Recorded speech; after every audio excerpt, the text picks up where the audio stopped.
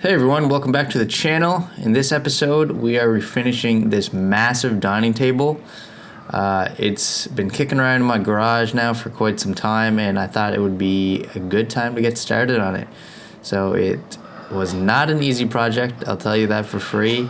I'm on day 4 here, just finishing it off now as I start the video, but let's see what we can turn this video into. First, I'm using some paint and varnish stripper. I'm going to use that on the center leaves. The outside parts do not need any stripper. I'm just going to sand them down. So I used the rest of the stripper I had, and I just rubbed it on and let it sit there for about a half hour. Since I used the last bit of stripper I had, I probably would have done a second coat of stripper, but oh well. I ran out, and let's just do the scraping and then we can get started on sanding. Before we can actually start sanding, we need to clean off the old stripper residue, so I'm using some mineral spirits and steel wool and a cloth, and we'll just clean up the tabletop. You don't need to use stripper at all if you don't want to. I probably should have just used the sander. It probably would have saved me some time. So this process, I started off with a 120 grit sandpaper, and then I finished off with a 220 grit sandpaper. When sanding a dining table, you really should go with the wood grain. If you don't go with the grain, you might see scratches, or your sander might make some marks that will be noticeable. You want to avoid that and just go with the grain. Remember that dining tables are pretty big, so when you're sanding down a full tabletop surface, it's probably going to take some time. It took me, I'd say, a couple hours just to do this tabletop. Just from sanding one section of this table, you can see how much dust landed on the table and is in the air, so I recommend wearing a dust mask or a respirator of some sort, because you don't want to be breathing this stuff in. The reason it took me so long to sand is because the leaves were not sanding very easily. It's because I stripped and the residue was still kind of on top, and it makes it difficult to sand. So if you're going to strip all the way, and if you're not going to strip, then sanding will be a lot easier. Where I didn't strip and where the table was pretty worn, the old finish came off pretty quick. So if your table is like that, then your project might be a little bit quicker than mine was. After sanding the tabletop, I sand around the edges, and I also sand the apron and the pedestals of the table. Even though we're painting these parts, just scuffing them up with some sandpaper makes the paint adhere a lot better.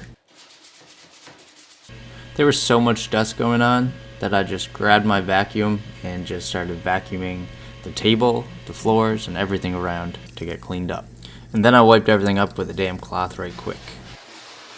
Before I could start spray priming the project, I grabbed some tape and I just go around the table's edge just to protect it so I don't paint the tabletop by accident.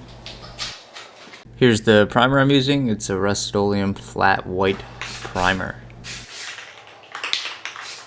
Finding a good spray-on primer is good so you can prevent bleeds in the wood. I had a few people comment on a recent video, and they said their good primers are Bin, Bullseye, and I use this one, so if you want to give those a try, as spray-on primers, go for it. After priming and doing some touch-up spots on certain areas that might bleed, I ripped the tape off, and now we can get started on our first coat of stain. I'm using Early American, so let's test it out here, and then let's throw it on the whole tabletop.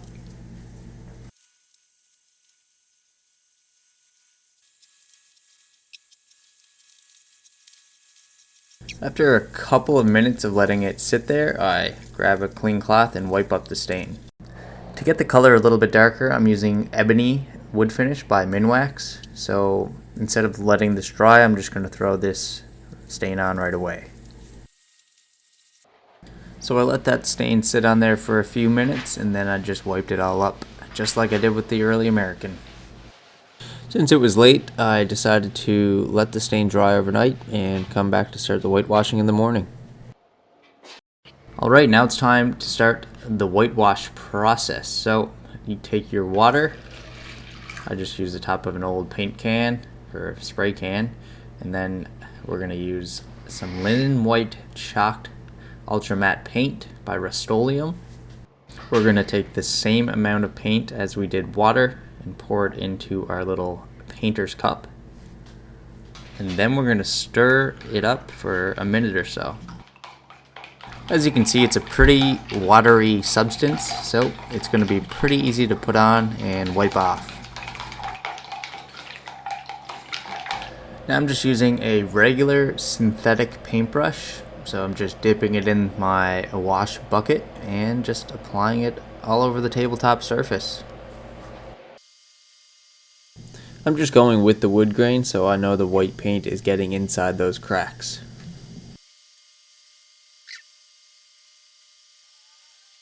If I were to do this process again, I would have whitewashed the table in sections just so I could wipe off the wash a little bit easier. It dried up pretty quickly on me, so I recommend doing that if you're going to give it a try. So I grabbed a damp cloth and a dry cloth and I just wiped up the wash to get a look that I liked. Since this table was huge, I did have the wash dry up pretty good on me, and the damp cloth wasn't even taking it off, so I just grabbed some more wash, applied it over, and just wiped it up. After I wiped everything up, for some reason I didn't like it, so I threw on another layer of wash, but I won't make you watch the full process. But this time around, I'm letting the whitewash completely dry, and then I'm going to sand it for the whitewash effect. While we're waiting for the top to dry, we're going to paint the apron and the legs with the linen white Rust-Oleum.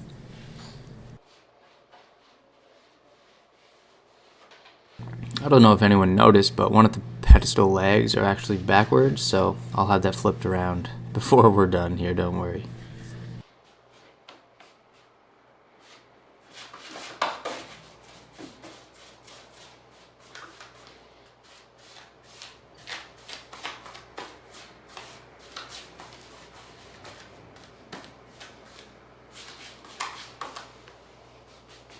I also grabbed a skinnier paintbrush and I'm going to paint around this edge here on the table, and we're going to put the white paint right around.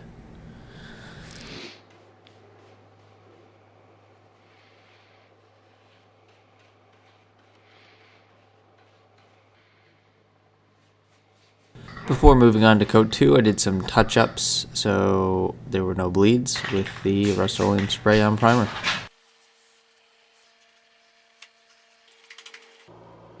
After letting everything dry, I came back, and now it's time to start sanding the whitewash to get the effect we're looking for.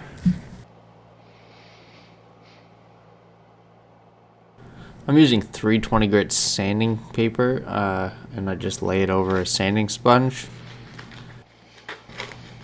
And then you can get started sanding.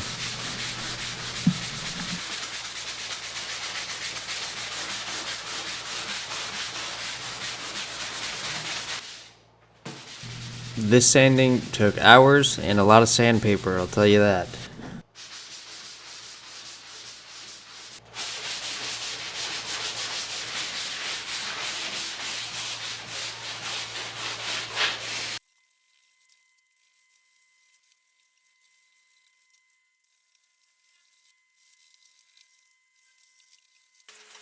So after I finished sanding, I just wiped up all the dust. So on the apron and the pedestal legs, we're just going to apply some finishing wax.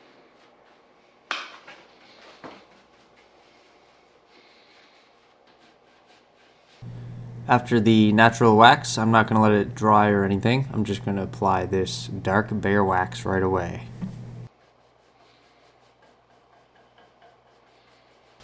I'm simply just brushing on the dark wax and making sure it gets in the little crack, so when I go to wipe it off, it'll have a nice antique look.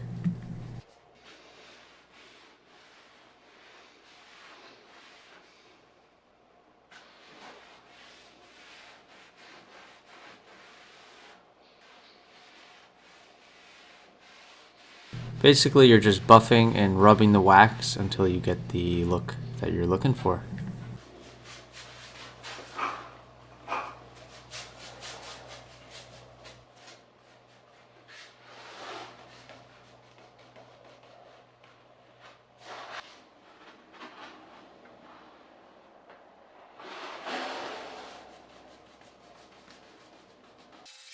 Must have took me a bit more time to apply the wax because when I was rubbing it off the pedestals, it was a lot harder, but they turned out pretty decent. Take a look.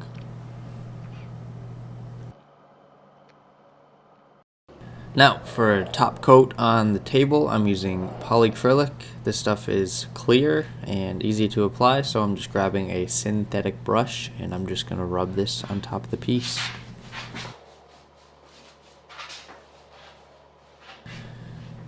I'm just going back and forth over the top. I'm not really following the wood grain. You can give it a shot if you want, but since it's so clear, you can't really see any brush strokes, so I wasn't worried here. With this product, you should apply 3 to 4 coats for a durable finish. And in between coats, I used a 220 grit sanding sponge.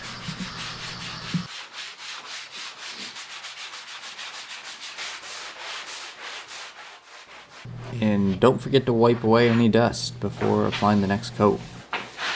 So apply your 3 or 4 coats and follow the same steps after each one. But we're going to do one more thing before we finish up here. We're just going to apply a coat of dark wax on the table edge all the way around. So we're going to wipe it on and then we're going to wipe it off. We just want the edge to look just like the apron and the pedestal so everything matches up nicely. Okay, let's take a look at the table one more time before we refinished it. It was in pretty rough condition on the top, I must say.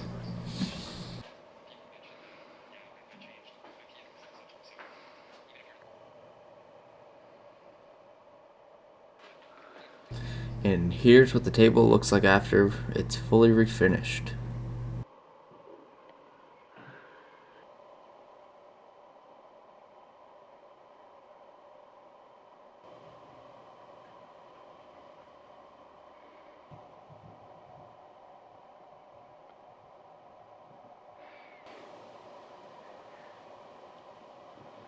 And here's what the table looks like without the 2 leaves installed. So if you like this project, guys, don't forget to hit that thumbs up and subscribe if you don't want to miss any more future furniture flips. Thanks for watching, everyone.